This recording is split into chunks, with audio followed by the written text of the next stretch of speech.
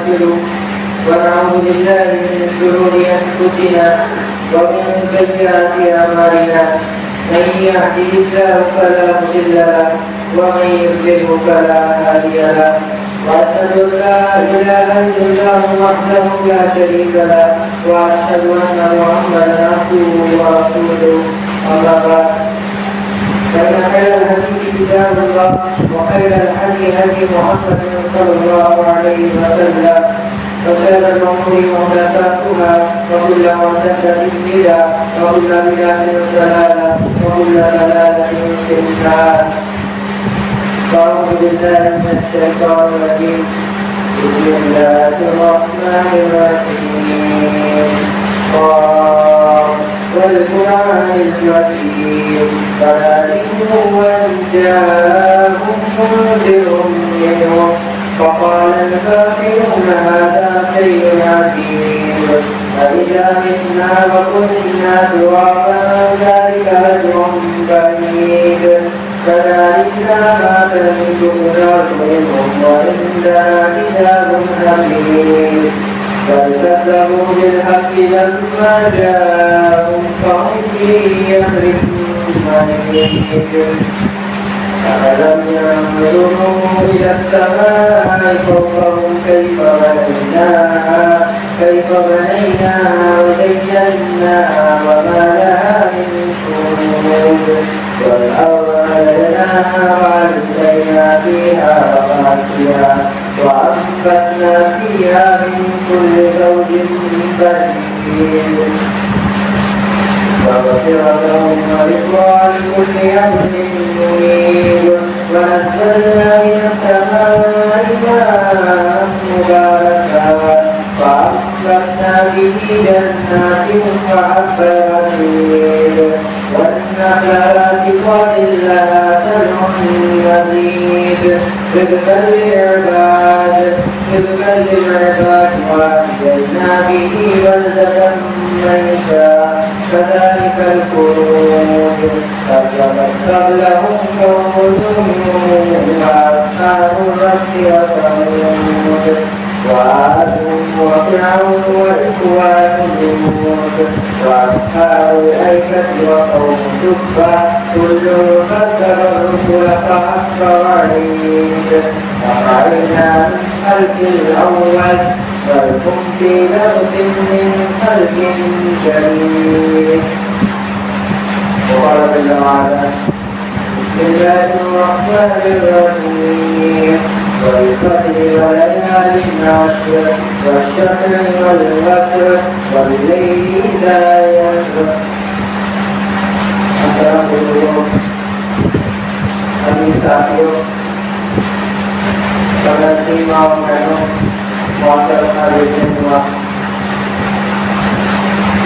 سب سے پہلے ہم پاکی واقعی تیاری اس اللہ وحدہ لا شریک کی ہدایت کو دیکھا ہے جس نے ہمیں پیدا کیا، جو ہمارا خالق ہے، جو ہمارا مالک ہے، جو راشد ہے، جو غفور الرحیم ہے، جو علی کل شیء قدیر ہے. اور درود و سلام نازل ہو تمام انبیاء اور رسول علیہ السلام تصدیق پر اور بالخصوص آخری نبی جناب محمد رسول اللہ صلی اللہ علیہ وسلم پر. اللهم صل على محمد وعلى آل محمد كما صليت على إبراهيم وعلى آل إبراهيم إنك حميد مجيد. اللهم بارك على محمد وعلى آل محمد كما باركت على إبراهيم وعلى آل إبراهيم إنك حميد مجيد. اللہ رب العالمین نے ہمیں دنیا میں بھیجا کس لیے؟ اللہ رب العالمین نے ہمیں دنیا میں بھیجنے کا مقصد کیا ہے؟ اللہ رب العالمین نے فرمایا وما خلقت الجن والانس الا ليعبدون. اللہ نے اپنی عبادت کے لیے ہمیں دنیا میں بھیجا ہے. اور اللہ رب العالمین کا کرم دیکھیے، اللہ رب العالمین نے اپنی عبادت کو زمان مقام کی قید سے ادا کرتا ہے. اللہ رب العالمین نے ہمیں قید سے نہیں رکھا کہ ہم فلاں عبادت کرنی ہے، فلاں نہیں ہے، فلاں ہفتے تک ہی اللہ نے عبادت کو محدود نہیں رکھا ہے، بلکہ ہمیں جب تک ہم زندہ ہے، جب تک اس زمین پر جی رہے ہیں، ہم اللہ کی عبادت، اس کی گفتگویاں رکاتی سے کرتے ہوئے زندگی کو گزارنا ہے. اور اللہ رب العالمین جو بھی غفور رحیم ہے، اس کے بعد ایام کو ایسا بنایا کہ ان ایام میں ہم نے کیا کر کے اللہ کے رضا جوئی کا کام کر کے اتنی نیکیاں کما لے کہ بعد کا وہ ہماری سال بھر کے گناہوں کا کفارہ بن جائے، سال بھر کے لیے کافی ہو جائے، یا بسا اوقات وہ ہماری زندگی بھر کے لیے کافی ہو جائے۔ اللہ نے ایسے ایسے ایام ہمیں دیے ہیں، ان ایاموں میں سے ایک ایام جس ایام کا یہ گزر رہے ذوالحجہ کے یہ 10 دن یہ اسی ایام میں سے ہے، یہ بڑی بابت ایام ہے۔ جیسے میں ابھی آپ کے سامنے سرمایہ کی آیت تلاوت کی ہے، اللہ رب العالمین نے فرمایا والفجر، قسم ہے فجر کے وقت کی، جب ان بکری کے نزدیک کے فجر کا وقت ہی ہوا ہے، ولیالین عشر، اور قسم ان 10 راتوں کی جس سے مراد جمہور صحابہ اور جمہور مفسرین کے نزدیک ولیالین عشر سے مراد ولیالین عشر یہ عشر ذوالحجہ یعنی ذوالحجہ کے یہ 10 دن مراد ہے۔ اب یہ سوال پیدا ہوتا ہے کہ جب اس سے دن مراد ہے تو اللہ نے لیل کا لفظ کیوں استعمال کیا، رات کا لفظ کیوں استعمال کیا؟ کیونکہ ہجری سال کی ابتدا رات سے ہوتی ہے، دن سے پہلے اس پہ رات ہے، اسی لیے اللہ رب العالمین نے بنایا ایک عصر کا، اور اللہ رب العالمین نے دوسری جگہ پر ارشاد فرمایا وَيَذْكُرُ اسْمَ اللَّهِ فِي أَيَّامٍ مَّعْلُومَاتٍ، یہاں پر کے ایام معلومات کے مراد اشراط ذوالحجہ کے ایک دن مراد ہے۔ اسی لیے اللہ کے رسول صلی اللہ علیہ وسلم نے ارشاد فرمایا مَا مِنْ أَيَّامٍ نَعْمَلُ الصَّالِحَ فِيهَا أَحَبُّ إِلَى اللَّهِ مِنْ هَٰذِهِ الْأَيَّامِ، یعنی ایام العشر قال ولا الجهاد في سبيل الله قال ولا الجهاد في سبيل الله إلا رجل خرج بنفسه وماله فلم يرجع من ذلك بشيء۔ اللہ کے رسول صلی اللہ علیہ وسلم نے فرمایا کہ اللہ کے نزدیک ان ایام پہ کیا ہوا عمل اللہ کے نزدیک سب سے زیادہ محبوب اور پسندیدہ عمل ہے، اس سے بڑھ کر اور پسندیدہ عمل اللہ کے نزدیک اور کوئی نہیں۔ آپ دوسرے کسی ایام میں کچھ بھی عمل کریں اللہ کے نزدیک پسندیدہ ہوگا، مگر اس طرح نہیں کہ اشرف کیے ہوئے عمل سے زیادہ پسندیدہ ہو۔ صحابہ کرام نے عرض کیا اور ولا الجہاد فی سبیل اللہ، کیا اللہ کے رسول اللہ کے راستے میں جہاد کرنا بھی اس طرح محفوظ نہیں؟ آپ نے فرمایا قال ولا الجہاد فی سبیل اللہ، اللہ کے راستے میں جہاد کرنا بھی اس طرح محفوظ نہیں، مگر الا رجل خرج بنفسه وماله فلم يرجع من ذلك بشيء، مگر ہاں وہ شخص جو اللہ کے راستے میں اپنے مال اپنے نفس کے ساتھ نکلا واپس نہ لوٹے، یعنی وہ میدان کارساز میں شہید ہو جائے، وہ شہادت کا درجہ پا دے، انشاءاللہ اس کا درجہ اس عمل سے زیادہ اللہ کے نزدیک محبوب ہوگا۔ اسی طرح دوسرے حدیث میں اللہ کے رسول صلی اللہ علیہ وسلم نے فرمایا ان افضل ایام الدنیا ایام العشر، دنیا کے سب سے بہترین ایام یہ ذوالحجہ کے 10 دن مستقل ہے، یعنی ذوالحجہ کے یہ 10 دن اللہ کے نزدیک دنیا کے 365 دنوں میں سب سے زیادہ محبوب ہے۔ یہاں پر صحابہ کرام نے پوچھا ولا رسولنا فی سبیل اللہ، کہ اللہ کے رسول اللہ کے راستے میں جہاد کرنا کچھ جیسا نہیں؟ آپ نے فرمایا نہیں، یہاں پر بھی فرمایا آپ نے بھی نہیں ولا رسولنا فی سبیل اللہ الا رجل وجهه بالتراب، اللہ کے راستے میں جہاد کرنا بھی اس قدر نہیں اس کے برابر نہیں، آپ پر وہ شخص جس میدان کا کام شہید ہو گئے۔ یہ ایام بڑے ہی فضیلتوں کے حامل ہے، یہ ایام بڑے ہی فضیلتوں کے حامل ہے، اس میں نیک عمل اللہ کو کس طرح محبوب ہے اور اسی ایام میں نہیں۔ وَمِنْ عَمَلِ نَفْسَ إِلَّا اللَّهِ عَزَّ وَجَلَّ وَلَا عَجْرُ الْخَيْرِ یعنی اللہ کے نزدیک دنیا میں تمام دنوں میں سب سے زیادہ محبوب اثر پسندیدہ اور پسندیدہ عمل اسی عشرے میں کیا ہوا عمل ہے۔ یہ عشرہ اس طرح محبوب ہے کہ طرف یہ بحث کرنے میں مشغول ہو گئے۔ رمضان کا آخری عشرہ زیادہ فضیلت کا حامل ہے یا ذوالحجہ کے 10 دن۔ شیخ الاسلام ابن تیمیہ رحمہ اللہ سے سوال کیا گیا کہ رمضان کے آخری 10 دن زیادہ فضیلت کے حامل ہے یا ذوالحجہ کے ابتدائی 10 دن یعنی عشرہ ذوالحجہ؟ آپ نے جواب دیتے ہوئے فرمایا رمضان کے مبارک کے آخری عشرے کی 10 راتیں ذوالحجہ کے ابتدائی 10 راتوں سے زیادہ فضیلت والی ہے۔ زیادہ فضیلت والی ہے، کیونکہ ان راتوں میں ایک رات ایسی ہے جسے ایک رات کی عبادت 1000 مہینوں سے بہتر ہے۔ اسی طرح کیا کہ ابتدائی 10 دن رمضان کے آخری ہفتے کے 10 دنوں سے زیادہ فضیلت والا ہے، کیونکہ ان دنوں میں ایک دن ایسا ہے جس دن اللہ رب العالمین نے دین کو مکمل کیا، جس دن اللہ رب العالمین دین کے بعد آسمان دنیا پر نزول فرماتا ہے، جس دن اللہ رب العالمین اپنے سب سے زیادہ بندوں کو جہنم سے آزاد کرتا ہے، وہ دن پہنچتا ہے، انہیں نے یوم عرفہ کا دن، یوم عرفہ کا دن جو دن بڑا ہی فضیلتوں کا حامل ہے، جو دن بڑا ہی افضل و اشرف ہے، اسی لیے یہ دن رمضان کے آخری اشرے کے 10 آخری اشرے کے 10 دنوں سے زیادہ فضیلت کی حامل ہے۔ یہ دن بڑے اتنے افضل ہیں کہ مطلب جن 3 اشروں کی سب سے زیادہ فضیلت، جس کی سب سے زیادہ جس کو عظیم سمجھتے تھے، جس کی سب سے زیادہ اہمیت کو سمجھتے تھے، وہی 3 اشرے ہیں: محرم کا پہلا اشرا، رمضان المبارک کا آخری اشرا اور ذوالحجہ مہینہ آخری اشرا۔ یہاں تک کہ طرف سے بعض طرف سے یہ سننے آتا ہے، دیکھنے میں آتا ہے کہ طرف جس طرح رمضان المبارک کے آخری اشرے میں اعتکاف کیا کرتے تھے، اسی طرح ان 10 دنوں میں بھی اعتکاف کیا کرتے تھے۔ یہ دن اتنا مبارک ہے کہ کئی دن دوپہر نہیں ہوگا، کئی دن دوپہر نہیں ہوگا، جب یہ اشرا چالو ہوتا پھر عبادتوں میں اس طرح مشغول ہو جایا کرتے، اس طرح عبادت میں لگ جایا کرتے اللہ کے سر اللہ خود حاصل کرنے کے لیے معاملہ ان کی طاقت سے باہر ہونے لگتا۔ اور اس بات کو یہ فرماتے کہ لوگوں تم ان راتوں میں اپنے چراغ کو نہ بجھایا کرو، یہ لوگوں تم اپنے چراغ کو ان راتوں میں نہ بجھایا کرو، کیونکہ ان راتوں میں تم اللہ کی عبادت کیا کرو، یعنی تم ان راتوں میں تلاوت سے عبادت سے ان راتوں کو آباد کیا کرو۔ یہ ایام اتنے فضیلتوں کے حامل ہے، اور ہم نے کبھی یہ غور کیا کہ ایام کی کتنی فضیلتیں کیوں ہیں، یہ ایام اتنا فضیلت کا حامل کیوں ہے؟ حافظ ابن حجر رحمہ اللہ فرماتے ہیں، قال حافظ ابن حجر رحمہ اللہ فرماتے ہیں الصلاۃ والصيام والصدقۃ والحج ولا يزال ذلك بغير۔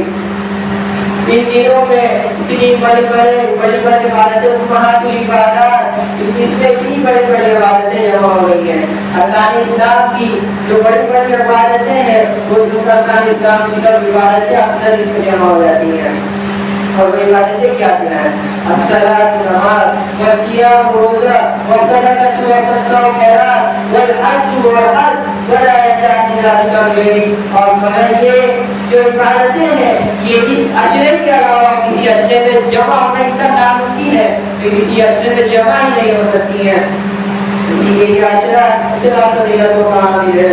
اور ایک وجہ اس کی یہ بھی ہے، جیسے کہ شیخ الاسلام ابن تیمیہ نے ان دنوں کو افضل ہونے کی جو وجہ بتلائی ہے وہ یہ ہے کہ یوم عرفہ کا دن، یوم عرفہ کا وہ دن یہ بڑا ہی فضیلتوں کا حامل ہے، جس دن کے بارے میں اللہ رب العالمین نے قرآن کریم میں فرما دیا وَالسَّمَاءِ ذَاتِ الْبُرُوجِ وَالْيَوْمِ الْمَوْعُودِ وَشَاهِدٍ وَمَشْهُودٍ۔ کیونکہ اس کے بارے میں اختلاف ہے، لیکن علامہ طبرانی کی جو رائے جس رائے کو انہوں نے ترجیح دی ہے وہ یہی ہے کہ وَشَاهِد سے مراد جمعہ کا دن اور مشہود سے مراد عرفہ کا وہ دن مراد ہے، عرفہ کا وہ دن مراد ہے۔ اللہ رب العالمین عظیم ہے، وہ ایسے کسی کی قسم نہیں کھا لیتا۔ اللہ رب العالمین نے یہاں پر عرفہ کے دن کی قسم کھائی ہے، اللہ رب العالمین عرفہ کے دن کی اہمیت کو بتانا چاہ رہا ہے کہ یہ دن کتنا ہی عظیم ہے، یہ دن کتنا عظیم ہے، یہ دن کتنا عظیم ہے۔ اللہ کے رسول صلی اللہ علیہ وسلم ان دنوں میں زیادہ سے زیادہ عبادت کیا کرتے، ان 10 دنوں میں زیادہ سے زیادہ عبادت کیا کرتے۔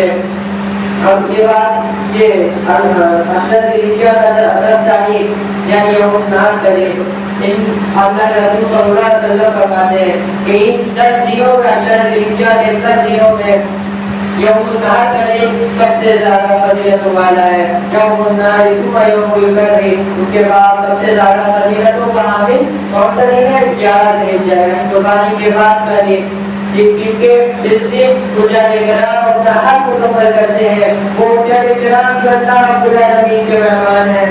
الغازی فی سبیل اللہ والحاج والعمرۃ وعبد اللہ جاؤ فاجابوہ فسالوہ فاتاہم. کہ اللہ کے راستے میں نکلنے والے مجاہد اور حج کرنے والے، عمرہ کرنے والے، وقت یہ تو اللہ کے مہمان ہے، یہ تو اللہ کے مہمان ہے. جاؤ جب اللہ رب العالمین نے بلاتا ہے، جب اللہ رب العالمین نے بلاتا ہے، تب یہ اللہ رب العالمین کے بلانے کا لبیک کہتے ہوئے اللہ رب العالمین کے گھر چلے جاتے ہیں. اسی لیے اللہ رب العالمین کبھی ان کی دعاؤں کو رد نہیں کرتا. جب کہ اللہ رب العالمین کے سامنے ہاتھ بلاتے ہیں تو اللہ رب العالمین کبھی ان کی دعاؤں کو رد نہیں کرتا. یہی وجہ ہے اسی لیے اللہ کے رسول صلی اللہ علیہ وسلم حدیث میں فرماتے ہیں العمرۃ الی العمرہ کفارۃ لما بینہما والحج المبرور لیس لہ جزاء الا الجنہ. ایک عمرے سے دوسرے عمرے تک کفارۃ لما بینہما، ایک عمرے سے دوسرا عمرہ دونوں کے درمیان کفارہ ہے، گناہوں کا کفارہ ہے. والحج المبرور، مگر وہ حج جسے اللہ رب العالمین شرف قبولیت سے بخش دے، وہ مقبول حج جو اللہ کے نزدیک محبوب ہو، جو بہترین انداز میں کیا گیا حج ہو. لیس لہ جزاء الا الجنہ، اس حج کا بدلہ سوائے جنت کے اور کچھ نہیں. اس حج کا بدلہ سوائے جنت کے کچھ نہیں. قرآن مجید سے یہ بات بھی ثابت ہوتی ہے کہ حج کرنے والا جب حج کر کے آتا ہے، جب مقبول حج، جب وہ قبول حج کرتا ہے تو اپنے گناہوں سے اسی طرح پاک و صاف ہو جاتا ہے جس طرح کوئی بچہ اپنی ماں کے بدن سے ابھی نکلا ہو، اور جس طرح گناہ سے پاک و صاف ہوتا ہے اسی طرح یہ حجاج بھی اپنے گناہوں سے پاک و صاف ہو جاتے ہیں. سوال یہ ہے کہ جو کوئی حج پہ نہیں جا سکا ہے، جو کوئی اللہ کے گھر کا طواف نہیں کر سکا ہے، انہیں کیا کرنا چاہیے؟ تو سب سے پہلا جو کام ہے جو قرآن مجید سے ثابت ہوتا ہے وہ یہی کہ اللہ کا ذکر اللہ. اللہ کے رسول صلی اللہ علیہ وسلم کی حدیث ہے فاکثروا من التحلیل والتکبیر والتحمید، کہ ایام میں زیادہ سے زیادہ اللہ کا ذکر کیا کرو. اللہ رب العالمین کی قرآن کریم میں ارشاد فرماتا ہے وَيَذْكُرُ اللَّهُ فِي أَيَّامٍ مَّعْلُومَاتٍ، کہ ان معلوم شدہ ایام میں اللہ کا ذکر کرے، اللہ کے نام کا ذکر کرے. اللہ کے رسول نے فرمایا کہ فاکثروا من التحلیل والتکبیر والتحمید، کہ ایام میں زیادہ سے زیادہ تحلیل یعنی لا الہ الا اللہ پڑھا کرو، والتکبیر یعنی زیادہ سے زیادہ اللہ کو پڑھا کرو، اور تحمید یعنی الحمدللہ. ان چیزوں کا زیادہ سے زیادہ ذکر کیا کرو، ان چیزوں کو زیادہ سے زیادہ اپنی زبان سے لایا کرو. ہر وقت اپنے زبان کو ان تکبیرات سے سر رکھا کرو. سر سے امام جو بڑے احساس سے زیادہ سے زیادہ نہیں عمل کرتے تھے. اور ان ایام میں ذکر اذکار کا ان کا حال یہ تھا کہ امام بخاری رحمہ اللہ حضرت عمر رضی اللہ تعالیٰ عنہ فرماتے ہیں کہ جب وہ میاں کے میدان میں اپنے خیمے میں ہوتے اس قدر بلند آواز سے تکبیرات کہتے، اس قدر بلند آواز سے تکبیرات کہتے کہ مسجد والے بھی اسے سنتے تھے، اور مسجد والے سن کر کے وہ بھی تکبیر کہتے، یہاں تک کہ بازار والے بھی اسے سنتے اور سن کر کے وہ بھی تکبیرات کہتے، یہاں تک کہ پورا مینا تکبیرات سے گونج اٹھتا تھا، تکبیرات سے گونج اٹھتا تھا. اور بتادری یہ کیا بڑی فضیلتوں کے حامل ہے. ابن عمر رضی اللہ تعالیٰ عنہ، ابن مسعود اور حضرت ابو ہریرہ رضی اللہ تعالیٰ عنہ، ان لوگوں کے بارے میں آتا ہے کہ لوگ بازار میں جاتے کس لیے؟ خریداری کرنے کے لیے، شاپنگ کرنے کے لیے. یا وہ بازار کی طرف جاتے یکبرانی اور تکبیر کہتے، تکبیر کہنے کی طرف سے جاتے. وَيُكَبِّرُ النَّاسَ بِتَكْبِيرِهِمْ، یہاں تک کہ لوگ بھی ان کو سن کر تکبیرات کہتے. وَيُكَبِّرُ النَّاسَ بِتَكْبِيرِهِمْ، یہاں تک کہ پورا بازار تکبیر سے گونج اٹھتا تھا. ان تکبیرات کی بڑی فضیلت ہے، تکبیرات کی بڑی اہمیت ہے. تذکرہ کے الفاظ سے کیا جائے۔ امام بخاری رحمہ اللہ نے جن الفاظ کا ذکر کیا ہے کہ ابن مسعود ابو ہریرہ رضی اللہ تعالیٰ عنہ سے اور ابن عمر رضی اللہ تعالیٰ عنہ سے جو ثابت ہوتا ہے وہ انہیں الفاظ میں تعلیم یہی دے گئے تھے کہ اللہ اکبر اللہ اکبر لا الہ الا اللہ واللہ اکبر اللہ اکبر وللہ الحمد، اور یہ بھی کہ اللہ اکبر کبیرہ والحمد للہ کثیرہ وسبحان اللہ بکرۃ وعصیلا۔ یہ الفاظ ہے، یہ الفاظ ہمیں زیادہ سے زیادہ تذکیرات کہنی چاہیے۔ اب دوسرا کام جو ہمیں کرنا ہے وہ ہے روزہ رکھنا۔ اللہ کے رسول صلی اللہ علیہ وسلم کی یہ سنت تھی کہ آپ صلی اللہ علیہ وسلم ذوالحجہ کے اسٹارٹنگ پہلے 9 دنوں کا روزہ رکھا کرتے تھے۔ قال رسول اللہ صلی اللہ علیہ وسلم یصوم 9 ذی الحجہ، کہ آپ صلی اللہ علیہ وسلم 10 ذی الحجہ کے 9 دنوں کا ابتدائی 9 دنوں کا روزہ رکھا کرتے تھے۔ اب چونکہ 6-7 جن ایام کو گزر گئے جو روزہ نہیں رکھ پائے ہیں ان کے لیے یہ ضروری ہوتا ہے کہ وہ عرفہ کے دن کا روزہ ضرور رکھے، کیونکہ اللہ کے رسول صلی اللہ علیہ وسلم نے فرمایا وَقِيَامُ يَوْمِ عَرَفَةَ اعْتَكَفَ اللَّهُ فِيهِ، اللہ کے رسول صلی اللہ علیہ وسلم نے فرمایا يُكَفِّرُ السَّنَةَ الَّتِي قَبْلَهُ وَالسَّنَةَ الَّتِي بَعْدَهُ، کہ اللہ کے رسول صلی اللہ علیہ وسلم نے فرمایا یوم عرفہ کے روزے کے بارے میں کہ میں اللہ رب العالمین سے یہ امید کرتا ہوں، اللہ رب العالمین سے میں یہ امید کرتا ہوں يُكَفِّرُ السَّنَةَ الَّتِي قَبْلَهُ کہ اللہ کے رسول صلی اللہ علیہ وسلم فرماتے ہیں کہ میں یہ امید کرتا ہوں کہ یہ ایک دن کا روزہ میرے پچھلے اور اگلے سال کے گناہوں کا کفارہ ہو، پچھلے 2 سال کے گناہوں کا کفارہ، ایک دن کا روزہ رکھنا 2 سال کے گناہوں کا کفارہ ہے۔ یہ ضرورت اس بات کی ہے کہ زیادہ سے زیادہ اس میں بڑھ چڑھ کر حصہ لینا چاہیے، اس میں سے نیکیوں کو سمیٹنا چاہیے۔ اب تیسری چیز جو ہمیں اس ایام میں کرنی ہے وہ ہے صدقہ و خیرات۔ صدقہ کرنا، صدقہ کی جو بڑی فضیلت چاہیے، اور حضرت یہ نے حضرت مولانا نے فرمایا اس میں جو بڑی بڑی عبادتیں جمع ہوتی ہیں وہ صدقہ دوسرے سے صدقہ بھی ہے۔ صدقہ و خیرات، صدقہ و خیرات کی قدر اہمیت ہے، اس کا اہمیت ہے۔ اللہ کے رسول صلی اللہ علیہ وسلم نے فرمایا کہ تم اپنے آپ کو جہنم کی آگ سے بچاؤ اور تمہیں ایک کھجور کا ٹکڑا لے کر ہی بچنا پڑے، ایسے ہی غالباً حدیث ہے کہ ایک کھجور کا ٹکڑا ہی لے کر ٹکڑا بچنا پڑے۔ اور سب سے زیادہ یہ صدقہ وہ ہے جو انسان اپنے قرابت داروں کے ساتھ کرتا ہے، اپنے رشتہ داروں کے ساتھ کرتا ہے۔ سب سے زیادہ آپ کے صدقہ و خیرات کے مستحق وہی لوگ ہیں جو آپ کے رشتہ دار ہیں، جو آپ کے قرابت دار ہیں، آپ کے پڑوسی۔ اگر ان کے پاس اتنی دولت نہیں، اتنا پیسہ نہیں تو اللہ نے ہم کو جانور قربان کر سکے۔ اگر آپ کو اللہ نے اتنا دیا ہے تو انہیں ایک بکرا دے سکے تو آپ انہیں دیں۔ اگر اتنا نہیں کر سکتے تو کم سے کم وہ جب آپ قربانی کریں تو انہیں گوشت مجھ تک پہنچائے، کیونکہ یہ ان کا حق ہے، کیونکہ یہ ان کا حق ہے۔ اور چوتھی چیز جو ہمیں ایام میں کرنی ہے 10 ذی الحجہ کو قربانی سے پہلے، کیونکہ نماز عید کی نماز ہماری نظر تو نہیں ہے دیکھنے میں آتا، مگر بعض اطراف سے یہ بات سننے جاتی ہے اور دیکھنے میں ملتی ہے کہ لوگ چاہتے ہیں اس طرح عید کی نماز پڑھیں، اپنے گھر کی عورتوں کو وہ نہیں لے کر جاتے ہیں۔ میرے بھائیوں، یہ جس طرح اللہ کے رسول صلی اللہ علیہ وسلم نے مردوں کو عیدگاہ جانے کا حکم دیا ہے اسی طرح عورتوں کو بھی عیدگاہ جانے کا حکم دیا ہے۔ اللہ کے رسول صلی اللہ علیہ وسلم نے بخاری کی 981 نمبر کی حدیث ہے غالباً کہ اللہ کے رسول صلی اللہ علیہ وسلم نے یہی فرمایا ہے کہ اپنے عورتوں کو عید کی نماز کے لیے عیدگاہ لے کر جاؤ۔ اللہ کے رسول نے یہاں تک فرمایا چاہے وہ حیض سے ہو تب بھی انہیں لے کر کے جاؤ، اور نماز سے دور رہے گی اور اللہ کا ذکر کریں گی، اور نماز سے دور رہے گی اور اللہ کا ذکر کریں گی۔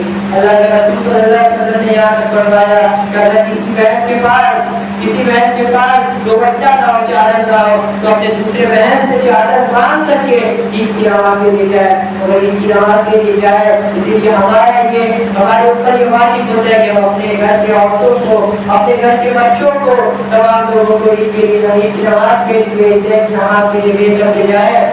بچے بھی آپ صلی اللہ علیہ وسلم کے دور میں عید کی نماز کے لیے جایا کرتے تھے، ابن عباس جیسے چھوٹے صحابہ اکرام 10-12 سال کے صحابہ اکرام خود ہی عید کی نماز کے لیے جایا کرتے تھے۔ یہ ہمارے اوپر یہ ضروری اور واجب ہوتا ہے کہ ہمیں اپنے گھر کے تمام افراد کو عید کی نماز کے لیے جانا چاہیے یا اپنے خوشی میں عید کی خوشی میں شامل رکھنا چاہیے. اور پانچ چیز جو ہمیں کرنی ہے وہ ہے قربانی. قربانی تو ہر کوئی کرتا ہے, قربانی ہر کوئی کرتا ہے. جیسے اللہ نے فرمایا فصل لربک کہ اپنے رب کی نماز پڑھو, قربانی کرو. نماز سے قرآن پڑھنے کی نماز, درد رجا کی پڑھنے کی نماز یا عید کی نماز پڑھا ہے. اللہ کے راہ میں قربانی کرو مگر دکھاوے کے لیے نہیں, اللہ کے راہ میں قربانی کرو مگر کوانٹٹی کے لیے نہیں. اللہ کے نزدیک اسی لیے اللہ نے فرما دیا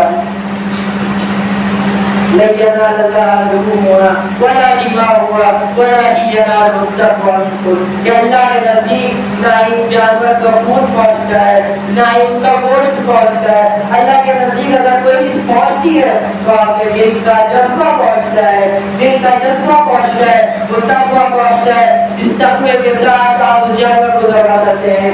اسی لیے اللہ رب العالمین نے اپنے نبی سے یہ فرمایا تھا قل ان صلاتي ونسكي ومحياي ومماتي لله رب العالمین. کہ نبی آپ کہہ دیجیے کہ میری نماز, میری تمام عبادتیں, میری تمام عبادتیں, میری قربانی, میرا جینا مرنا, میری تمام عبادتیں, میری تمام مراسم عبادات تمام کے تمام اللہ رب العالمین کے لیے ہی ہے, خالص اللہ رب العالمین کے لیے ہی ہے.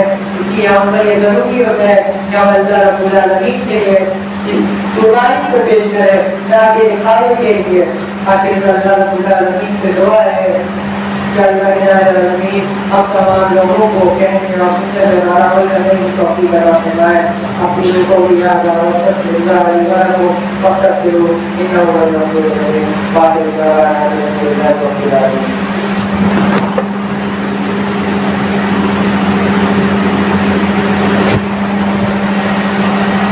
الحمد لله على إحسانه والشكر له على توفيقه وامتنانه وأشهد أن لا إله إلا الله تعظيما لشانه وأشهد أن محمدا عبد الله ورسوله والداعي إلى رضوانه. إن الله وملائكته يصلون على النبي يا أيها الذين آمنوا صلوا عليه وسلموا تسليما. أما بعد, فلسطین کا جو حال ہے آج اس سے یہ اسی سے چھپا ہوا نہیں ہے. آج بچہ جانتا ہے کہ فلسطین کے مسلمانوں پر کیا ظلم کیا جا رہا ہے, کیا جا رہا ہے ہر کوئی اس سے واقف ہے.